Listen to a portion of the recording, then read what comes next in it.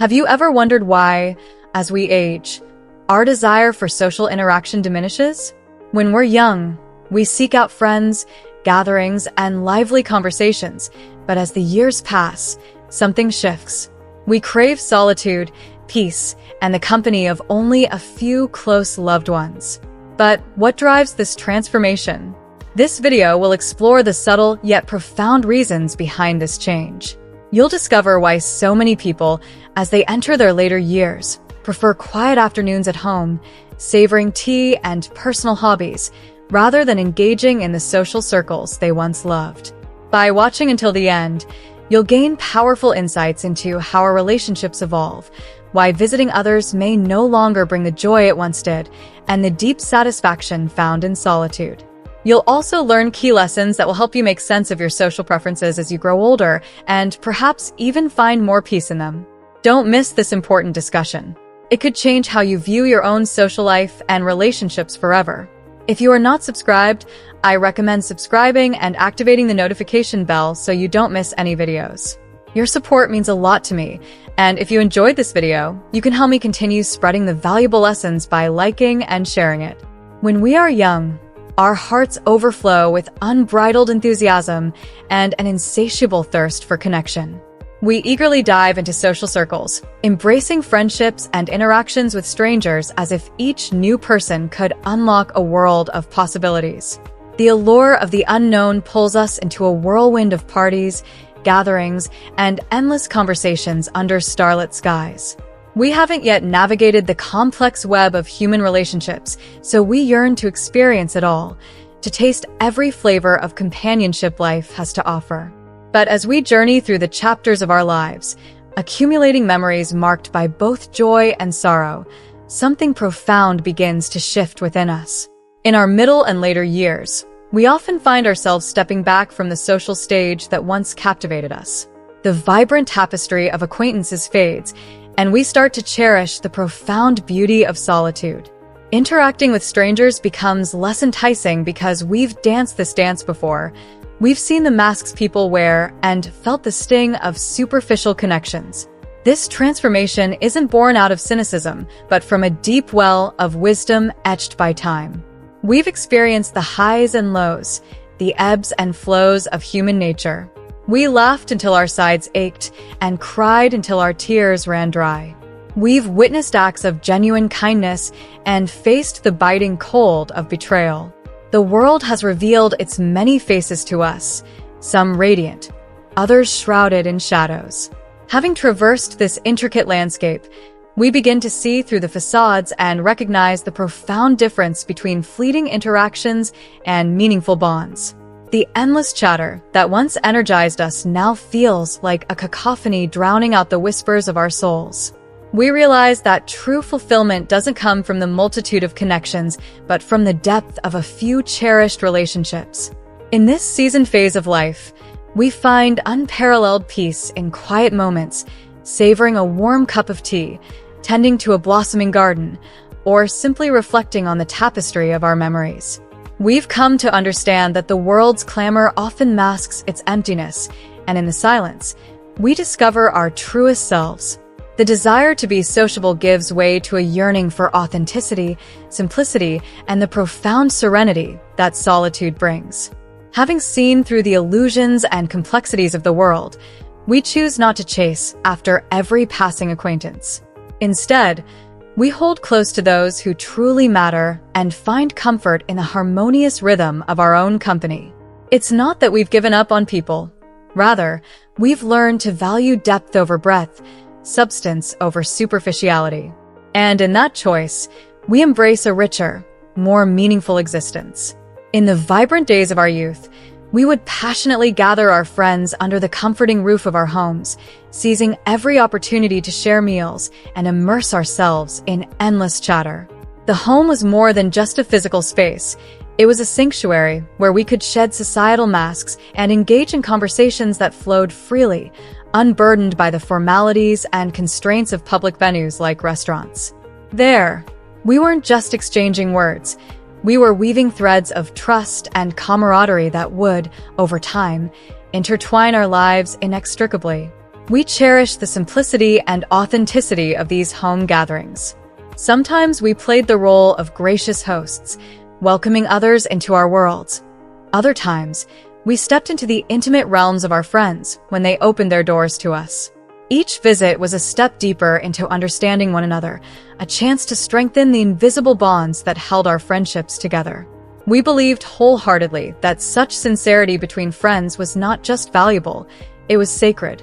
But as the years unfolded, a stark transformation began to cast a shadow over these once treasured interactions. The sincere souls we held dear seemed to fade away, replaced by faces wearing masks of pretense and voices laced with insincerity. It was as if hypocrisy had become the new norm, seeping into the cracks of our social fabric and eroding the genuine connections we once knew. This shift didn't just alter how we viewed others, it forced us to reevaluate our hearts. Those of us who once wore our genuine selves openly began to question if such vulnerability was still wise in a world that seemed to value facades over authenticity. The old proverb echoed in our minds: those who approach red become red, those who approach ink become black. Immersed in an environment saturated with insincerity, even the purest of hearts risked being tainted. It was a painful realization that the very essence of friendship had been redefined, not by our choosing, but by the relentless tide of societal change. Trust became a scarce commodity, and the deep, meaningful relationships we once took for granted now felt like relics of a bygone era. In such a disheartening social climate, it's understandable that our concepts of friendship would evolve.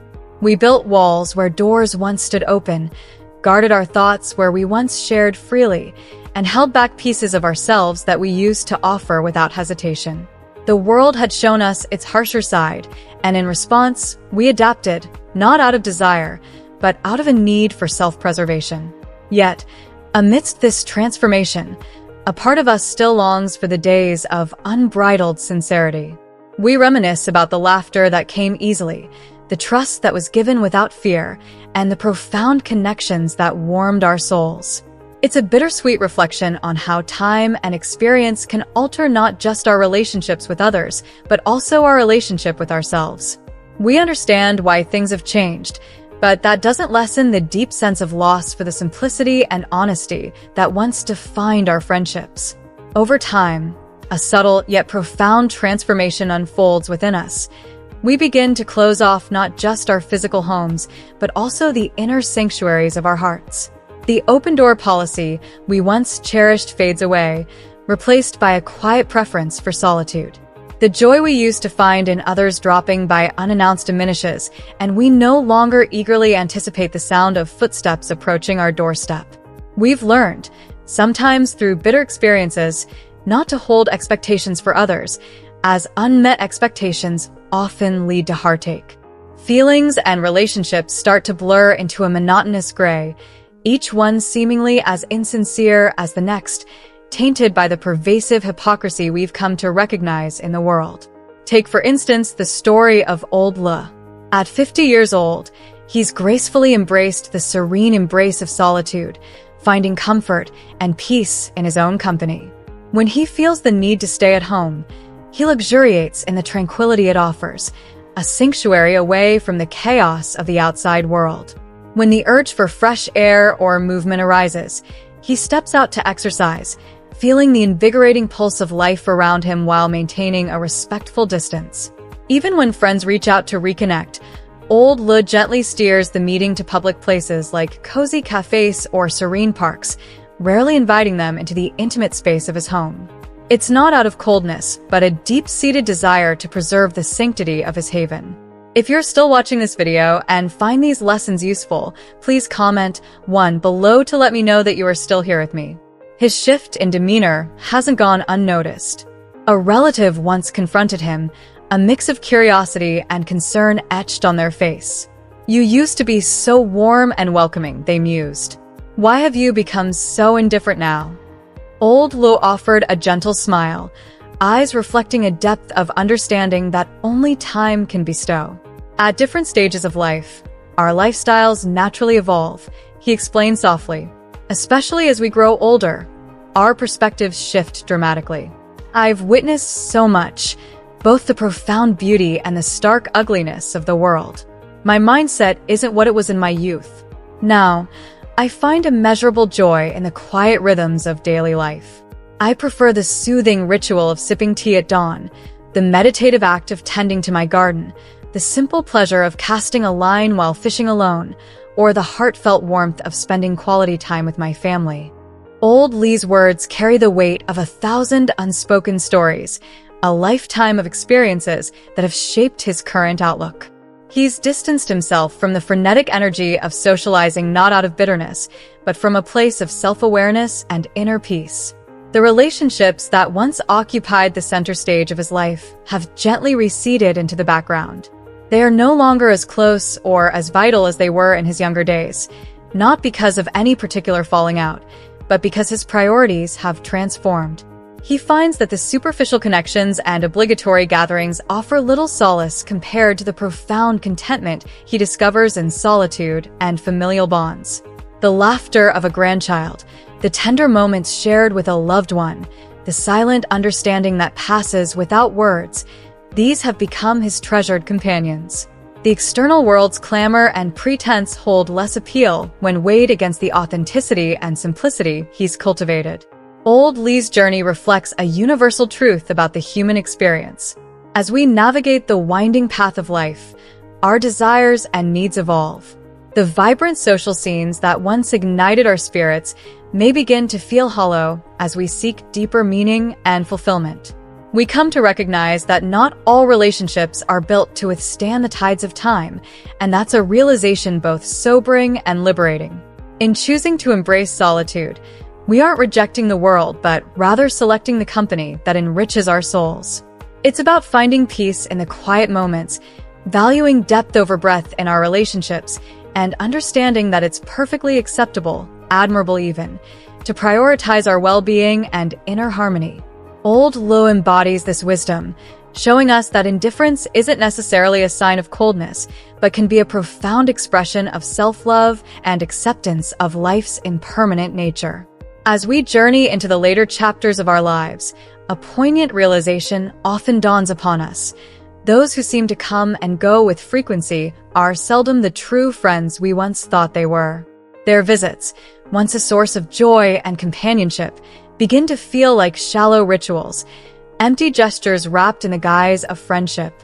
The smiles may remain, but the warmth behind them is faded, replaced by a veneer of politeness that barely masks the underlying insincerity. We start to see through the facade, recognizing that maintaining these superficial connections demands energy we no longer wish to expend. Rather than engaging in this dance of hypocritical politeness, we find profound liberation in choosing solitude. It's not loneliness we embrace, but a refreshing freedom that comes from being true to ourselves without the burden of pretense. We relish the peace that settles in our hearts when we're alone, unencumbered by the expectations and judgments of others. It's a breath of fresh air, a return to authenticity in a world that often feels overwhelmingly contrived. Most elderly people gravitate towards this way of life, each settling into their unique rhythm and habits that bring them comfort and joy. They've spent decades conforming to societal norms and fulfilling obligations, and now they savor the opportunity to live life on their terms. There's a certain elegance in this simplicity, a quiet dignity in embracing who they are without apology or explanation. In the twilight of our years, many of us become hesitant to visit others' homes. The spontaneity and ease that once accompanied such visits have diminished. We recognize that things aren't as easygoing as they used to be. The familiar routines and comforts of our own homes are difficult to replicate elsewhere. The thought of adjusting to someone else's environment, even temporarily, can feel daunting. It's not just about physical convenience. It's about emotional and mental well-being. Sometimes, visiting others can inadvertently bring trouble upon ourselves. There's the fear of overstepping boundaries, the anxiety of adhering to another's schedule or preferences, and the discomfort of being in an unfamiliar setting. We might worry about being a burden or disrupting their lives, even if they assure us otherwise. These concerns weigh heavily on our minds, often overshadowing the potential enjoyment such visits might bring. Therefore, we choose to visit others' homes as little as possible. It's a conscious decision rooted in self-preservation and a deep understanding of our own needs. We prefer the serenity of our own space, where we have control over our environment and can find solace in our routines. It's not a rejection of others, but an affirmation of ourselves. In our later years, the reasons for this shift are multifaceted and deeply personal. They stem from a lifetime of experiences that have shaped our perspectives and priorities. The main reasons include emotional authenticity, a desire to avoid superficial relationships and embrace genuine connections, even if that means fewer social interactions. Personal comfort, a preference for the familiarity and convenience of our own homes, where we can navigate our days with ease and confidence. Physical limitations, acknowledgement of the physical challenges that come with aging, making travel and adapting to new environments more taxing. Mental peace, the pursuit of tranquility and a stress-free life, unburdened by the complexities and expectations that often accompany social visits. Self-preservation, protecting our well-being by setting boundaries that honor our needs and reduce unnecessary strain. Embracing this lifestyle isn't about isolation. It's about cherishing the peace that comes from authenticity and self-care. We've learned that it's better to be alone and at ease than to be surrounded by others and feel unseen or misunderstood. In the quiet moments of solitude, we find a deeper connection with ourselves and a contentment that external interactions can no longer provide. Sometimes, visiting can unintentionally become a form of disturbance. Every family is a world unto itself, with its dynamics, routines, and unspoken rules. In our later years, we often realize that we cannot presume to represent or understand the feelings of an entire household.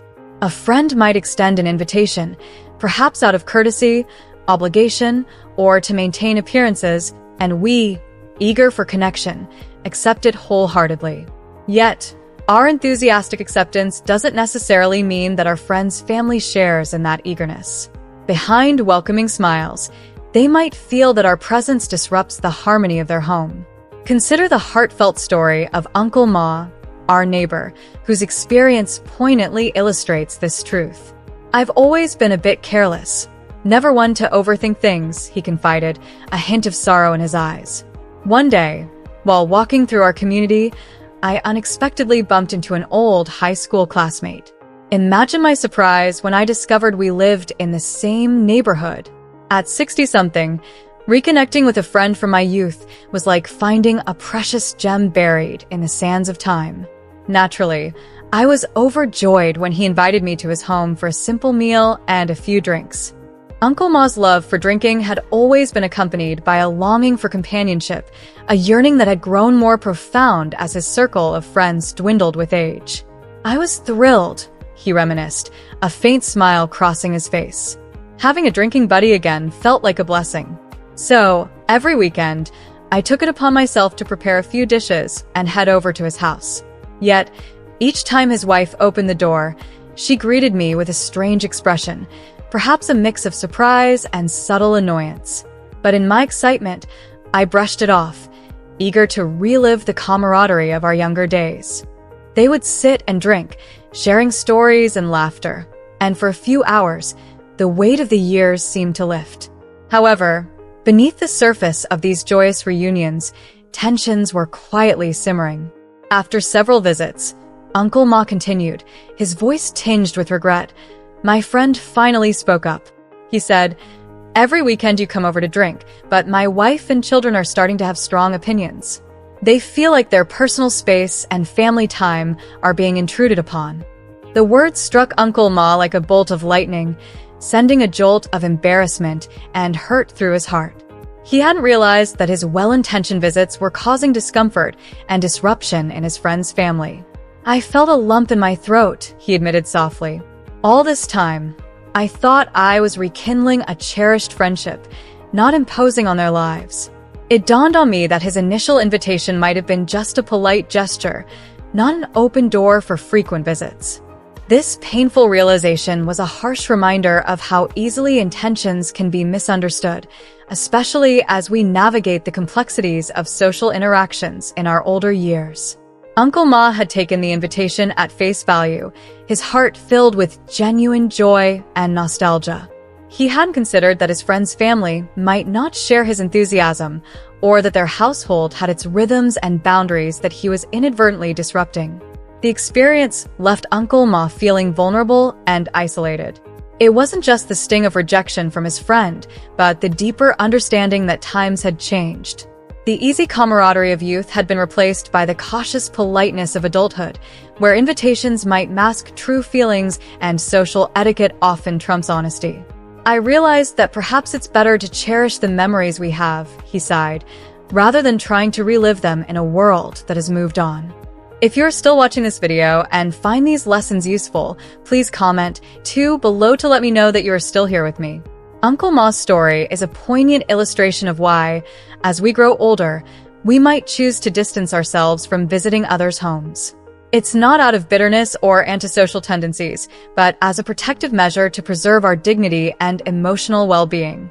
We've come to understand that our presence might not always be as welcome as we hope, and the fear of being an unwelcome guest can be deeply unsettling. This awakening leads many of us to retreat into the comfort of our own homes, where we can control our environment and shield ourselves from potential hurt. We become more selective about our social interactions, valuing quality over quantity, and seeking connections that are mutually respectful and genuinely reciprocal. It's a shift that brings a mix of melancholy and relief, a recognition of the realities of life, tempered by the peace that comes from self-awareness. Uncle Ma's experience teaches us the importance of clear communication and sensitivity to others' unspoken cues. It reminds us that while our intentions may be pure, they can be misinterpreted or unwelcome. In acknowledging this, we can navigate our relationships with greater empathy and caution, ensuring that we respect both our feelings and those of others. In the end, it's about finding balance, cherishing the friendships that enrich our lives while being mindful of the changing dynamics that age and circumstance bring. By doing so, we honor not only our own needs, but also the lives and boundaries of those around us, fostering connections that are heartfelt and harmonious. As we navigate the twilight years of our lives, the haunting specter of idle time looms large, a void that threatens to swallow us whole with its deafening silence and crushing solitude. The fear of having nothing to do can be overwhelming, gnawing at the edges of our sanity. In this vulnerable state, the allure of companionship becomes a beacon of hope, a lifeline to which we cling desperately. It's no wonder that some of the elderly, yearning for connection, find solace in the familiar faces of neighbors who have become more than just acquaintances. They open their doors and hearts to one another, visiting frequently to share stories, laughter, and perhaps a cup of tea, all to fill the emptiness that loneliness carves into their days. On the surface, these frequent visits seem to enrich our lives immeasurably. The once quiet halls of our homes echo with shared laughter, and the warmth of human presence dispels the cold void of isolation. Our days feel fuller and more vibrant, as if we've rediscovered a piece of ourselves that was long thought lost. However, beneath this veneer of camaraderie lies a hidden peril. The old saying, "With many people come many words," holds a profound truth. The more we engage, the greater the risk that casual conversations might veer into dangerous territories. Innocent remarks can be misconstrued, secrets unintentionally spilled, and before we know it, the joy of social interaction spirals into the chaos of misunderstandings, fueling unnecessary disputes that shatter the fragile peace we've worked so hard to maintain. Take the poignant story of Miss Wong from upstairs, a woman whose radiant spirit was dimmed by the harsh realities of life. "I'd rather stay home alone watching dramas than visit others," she confesses, her voice tinged with a sorrow that words can scarcely capture. Miss Wong was the embodiment of enthusiasm and kindness. After her retirement, she found joy in the simple pleasures of life, dancing in the square with other ladies from the community. Their synchronized movements were more than just exercise. They were a celebration of life, a testament to enduring friendship. On days when rain painted the world in shades of gray, they sought refuge in each other's homes, taking turns to host gatherings filled with chatter, shared meals, and the comforting warmth of companionship. But fate, in its cruel indifference, had other plans. One fateful afternoon at Aunt Lee's cozy abode, as rain tapped a melancholy rhythm against the windows, the conversation meandered toward the sensitive topic of relationships with daughters-in-law. It was a subject laden with unspoken tensions and personal anecdotes, a minefield disguised as casual chatter. In a moment of unguarded candor, Miss Wong mentioned her own daughter-in-law's lack of initiative around the house, attributing it to the possibility of her being spoiled as an only child. The comment was light, almost flippant, a mere drop in the sea of their ongoing conversation. She had no inkling of the storm that was brewing. Unbeknownst to Miss Wong, her innocent remark took on a life of its own. Like a contagion, it spread through whispers and half-truths, morphing into a grotesque distortion of her original intent.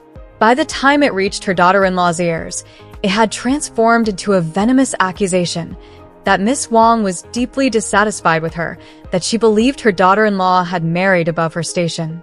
The weight of these twisted words crashed down upon their household like a tidal wave, sweeping away the fragile harmony that once existed. Living under the same roof as her son and daughter-in-law, Miss Wong found herself ensnared in a web of tension and resentment. The warmth of family dinners was replaced by icy silence, the corridors of their home echoing with unspoken grievances. Desperate to mend the rift, she reached out to her daughter-in-law, only to be met with a cold shoulder and dismissive glances that pierced her heart. The pain was further compounded when her son, her flesh and blood, scolded her harshly for gossiping, his words laced with disappointment and anger. It was a betrayal that cut deeper than any wound, leaving scars that no amount of time could heal. In the aftermath of this familial earthquake, Miss Wong retreated into herself. The vibrant world she once embraced faded into the background, replaced by the numbing solace of television dramas, their predictable plots a stark contrast to the unpredictability of her own life. "It's enough to dance together," she murmured, her eyes reflecting a profound sadness. "Talk less about others, afterward go home. No need to get too close. Too many words might get twisted."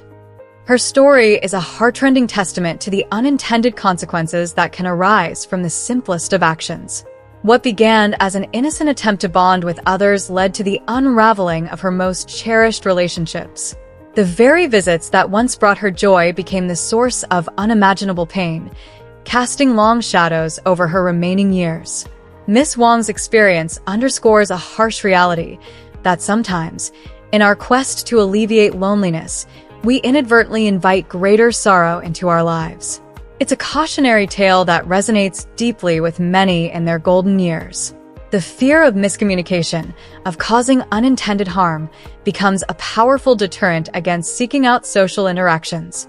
The walls of our homes become both a refuge and a prison, protecting us from the outside world while isolating us further.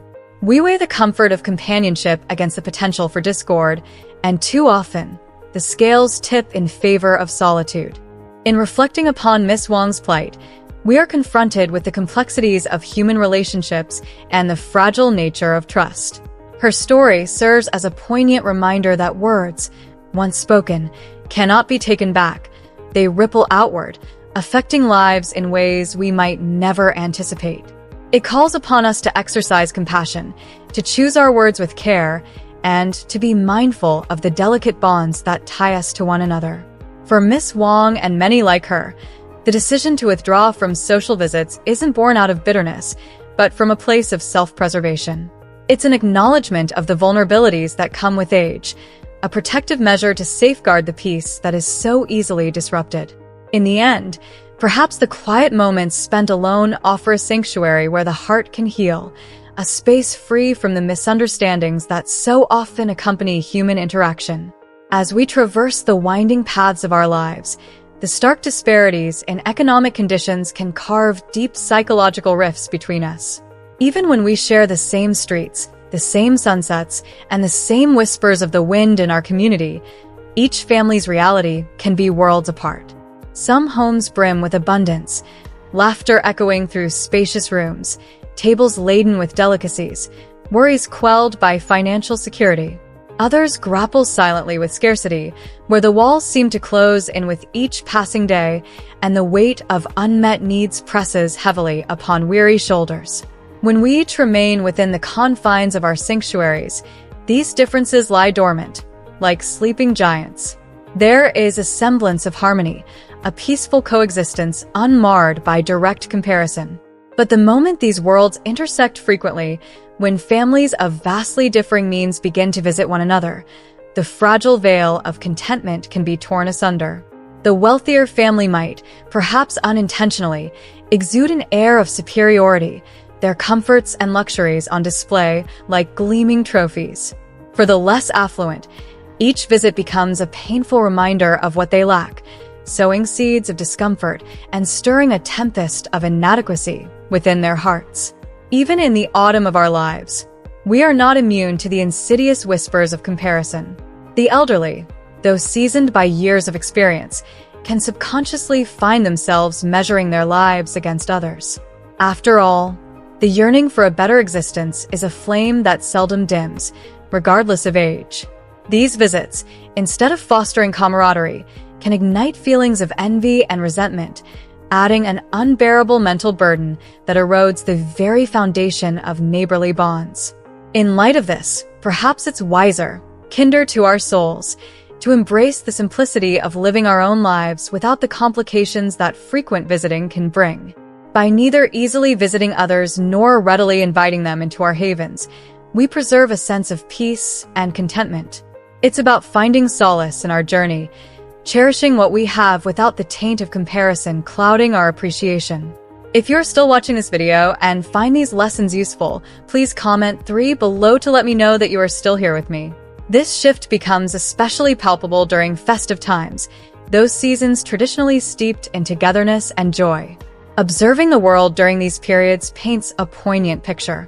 Once, the air would be alive with anticipation, families bustling from home to home, the spirit of New Year greetings infusing every interaction with warmth and genuine affection. Now, a quiet stillness has settled over these traditions. People cocoon themselves within their homes, seeking refuge in sleep or the soft glow of their phones. It's not that we've lost interest in the celebrations that once brought us together. Rather, the relentless demands of life have drained our reservoirs of energy. The emotional connections that once fueled our joy have dimmed, leaving socializing feeling hollow and burdensome. Have we truly lost the essence of these traditions? Not entirely. Deep down, the ember of appreciation still burns, but it's smothered by exhaustion and the superficiality that seems to pervade modern interactions. Visiting and socializing become mere motions we go through, devoid of the heartfelt sincerity that gives them meaning. Unless life slows its relentless pace and our hearts find their way back to a state of tranquility, these cherished traditions risk fading into oblivion. Yet, the reality is that life's tempo shows no sign of decelerating. If anything, it accelerates with each passing day, propelling us further into solitude. Many find themselves retreating into the sanctuary of their own company, preferring the quietude over the dissonance of forced interactions. In the blush of youth, we often misconstrued solitude as a shadow of loneliness, a sign of having no friends, a state to be avoided at all costs. We wore our social circles like badges of honor, equating constant companionship with success and fulfillment. The thought of being alone was tinged with embarrassment, a fear of being perceived as unloved or unwanted. But now, with the clarity that only time can bestow, we understand that solitude is not a void but a space brimming with self-discovery and peace. Living well for oneself amidst the swirling complexities of life is, in fact, one of the greatest triumphs we can achieve. As the external world grows colder and more detached, the warmth we cultivate within our families becomes ever more precious, a glowing hearth amid a blizzard. It's perfectly acceptable, even wise, to be indifferent to the superficial connections that offer little substance or joy. Instead, we reserve our sincerity and affection for those who truly matter, nurturing the bonds that enrich our lives in profound ways. In our golden years, maintaining contact with a select few friends and cherished family members becomes both inevitable and invaluable. However, it's prudent to avoid the strain and potential discomfort of visiting others' homes. Should the desire to gather and connect arise, seeking out neutral, external venues can be a compassionate compromise. Meeting in a serene park, a quaint cafe, or any welcoming public space lightens the physical burdens that hosting or visiting can impose. It also sidesteps the mental stress that can accompany such interactions, a harmonious solution that respects everyone's comfort.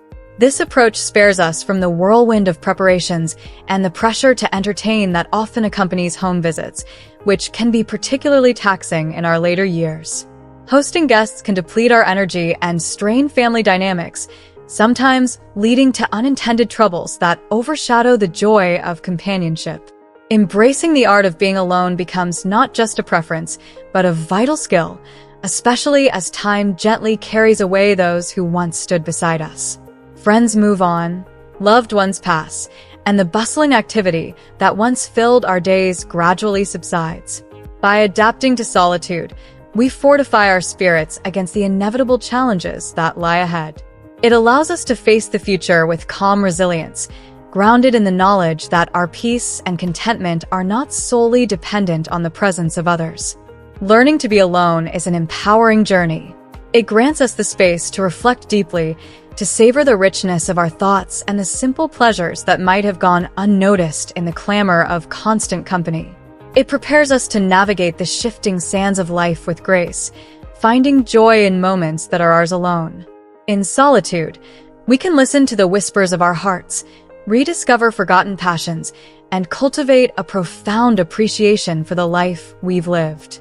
Ultimately, this adaptation isn't about isolating ourselves from the world, but about choosing the quality of our interactions over quantity. It's about recognizing that our well-being is paramount and that it's perfectly acceptable to prioritize our peace. By doing so, we honor ourselves and those we hold dear, ensuring that the connections we nurture are genuine, nourishing, and deeply fulfilling. As we conclude this profound exploration into the evolving landscape of our social lives, let's take a moment to embrace the wisdom we've unearthed together. We've journeyed from the exuberant days of youthful camaraderie, where friendships were forged over shared meals and endless conversations, to the tranquil embrace of solitude that often accompanies our later years. We've delved deep into the reasons why many choose the serenity of their own company over the clamor of social obligations, the shifting dynamics of friendships, the weight of societal expectations, and the profound peace found in authentic living. Life, with all its twists and turns, teaches us that change is the only constant. The relationships that once ignited our spirits may fade, and the allure of external validation diminishes as we discover the richness within ourselves. Perhaps you've found resonance in old Lee's journey towards solitude, or Miss Wang's realization about the complexities of social interactions. Maybe the reflections on economic disparities and the psychological burdens they bring struck a chord with you. Now, we turn the conversation over to you. What insights have you gained from this discussion? Has it shed light on your own experiences or inspired you to view solitude and social connections in a new light? We invite you to share one thing you've learned and plan to bring into practice in your own life. Your reflections could offer comfort or guidance to others navigating similar paths. If this video has touched your heart or provided valuable perspectives, please leave your comment below. Let's foster a community where shared stories and wisdom can flourish. And don't forget to like, share, and subscribe to our YouTube channel. Your support enables us to continue creating content that delves deep into the human experience, connecting us all through the universal threads of life's journey. Thank you for joining us, and until next time, may you find peace and fulfillment in the path you choose.